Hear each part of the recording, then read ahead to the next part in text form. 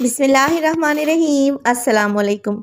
खुश रहें, आबाद रहें, जहाँ भी रहें हैप्पी रहें और हेल्दी रहें। तो आज मैं आपसे शेयर करूँगी पोटैटो ब्रेड फिंगर्स की रेसिपी, जो कि बहुत ही क्रंची, क्रिस्पी और ऑल टाइम फेवरेट है। आपको बताऊँगी कि कैसे ये ऑयल बिल्कुल भी एब्जॉर्ब नहीं करेंगे, एकदम क्रिस्पी बनेंगे और इसके अलावा तेल में जाके फटेंगे भी नहीं।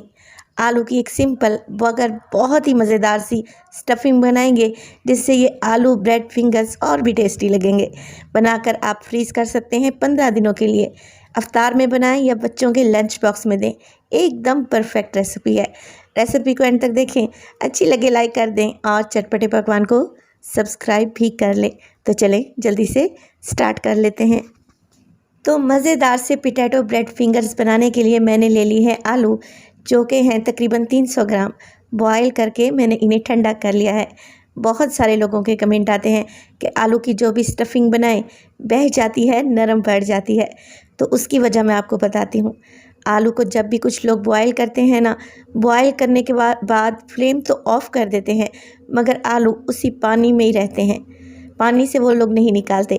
या फिर कुछ लोग ऐसा भी करते हैं कि गर्म पानी से निकाल लिया और फ़ौरन उसे ठंडे पानी में डाल देते हैं, ताकि आलू जल्दी से ठंडे हो जाएं। आप लोगों ने ऐसा नहीं करना। आलू को फ़ौरन से पानी में निकाल लेना है जब ये बॉयल हो जाए, और फ्रीज़र में रख दिया करें, ताकि ये 10 मिनट में ही ठंडे हो जाएंगे। तो आलू की स्टफिंग कभी भी नहीं बहेगी और ना ही नरम पड़ेगी। आलू को मैंने कश कर लिया है। अब बनाएंगे इसका मज़ेदार सा तड़का, जिसके लिए ले लिया है मैंने एक फ्राइंग पैन, और उसमें डालूंगी 3 टेबलस्पून कुकिंग ऑयल, 1 टीस्पून सफ़ेद ज़ीरा, 2 हरी मिर्चों को बारीक काट लें, और 2 जवे हैं लहसुन के, इन्हें भी चॉप करके आप लोगों ने शामिल कर देना है। 1 मिनट के लिए सौते करेंगे ताकि ज़ीरा और लहसुन की अच्छी सी खुशबू आने लगे।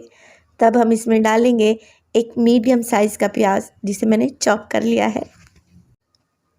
प्याज को भी हल्का सा भून लें, फ्राई कर लें 1 से 1.5 मिनट के लिए, ताकि ये हल्का सा नरम पड़ जाए, लेकिन ये क्रंची रहना चाहिए।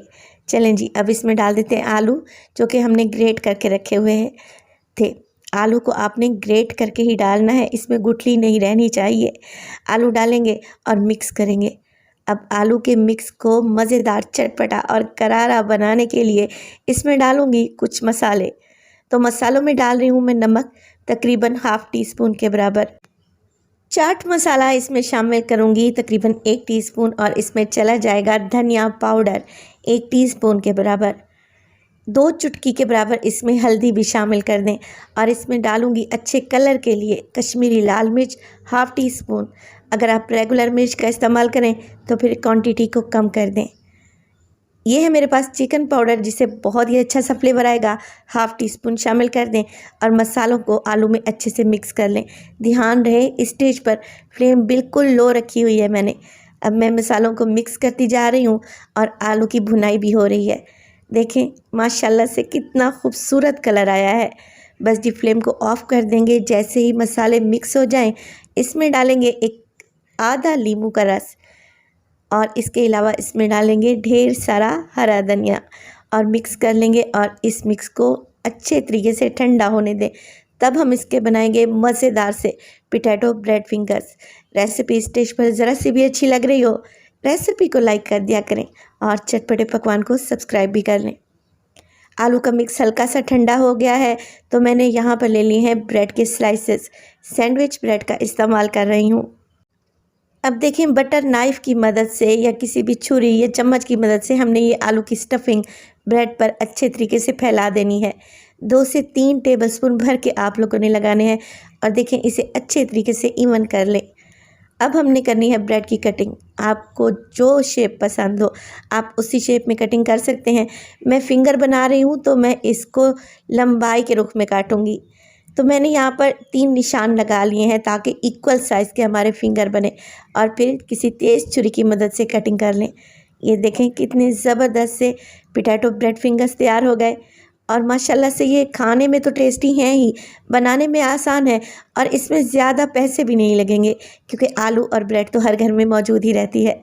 सारे ब्रेड फिंगर्स आप लोगों ने ऐसे ही तैयार कर लेने हैं। चलें जी, अब बना लेते हैं इसकी कोटिंग। तो एक बोल में मैंने ले लिया है आधा कप मैदा, 2 चुटकी इसमें डालूंगी नमक ताकि ये कोटिंग फीकी सी न रहे। इसमें डालेंगे पानी और अच्छे तरीके से मिक्स कर लेंगे और इसकी कंसिस्टेंसी आप लोग चेक कर लें। बहुत ज़्यादा ये पतली नहीं है, पानी की तरह हल्की सी गाढ़ी है कि जब हम इसमें पोटैटो ब्रेड फिंगर्स डिप करें तो ऑयल में जाकर ना खुलें। ये देखें, ये एकदम तैयार है। इसके अलावा मेरे पास है यहाँ पर ब्रेड क्रम्स।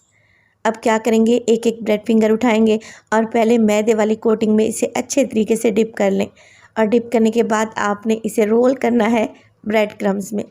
तो ये बहुत ही आसान सी रेसिपी है। इसे बनाकर 15 दिन के लिए फ्रीज़ कर लें। जब भी आपका कुछ खाने को दिल करे निकालें और फ्राई कर लें। ये देखें, सारे ब्रेड फिंगर्स आप लोगों ने ऐसे ही तैयार कर लेने हैं और इसी स्टेज पर आप इन्हें किसी जिपलॉक बैग में डालें और फ्रीज़ कर लें। तो रमज़ान शरीफ में अफ्तारी से पहले भी आप ये रेसिपी बनाकर रख सकते हैं। अफ्तारी से सिर्फ 10 मिनट पहले आप लोगों ने इन्हें फ्राई कर लेना है। एकदम क्रिस्पी, क्रंची और मज़े के ये पोटैटो ब्रेड फिंगर्स तैयार होंगे इंशाल्लाह ताला। तो ऑयल को गरम करें मीडियम टू हाई फ्लेम पे और 1 बाय 1 करके आप लोगों ने ये पोटैटो ब्रेड फिंगर्स के अंदर डाल देने हैं।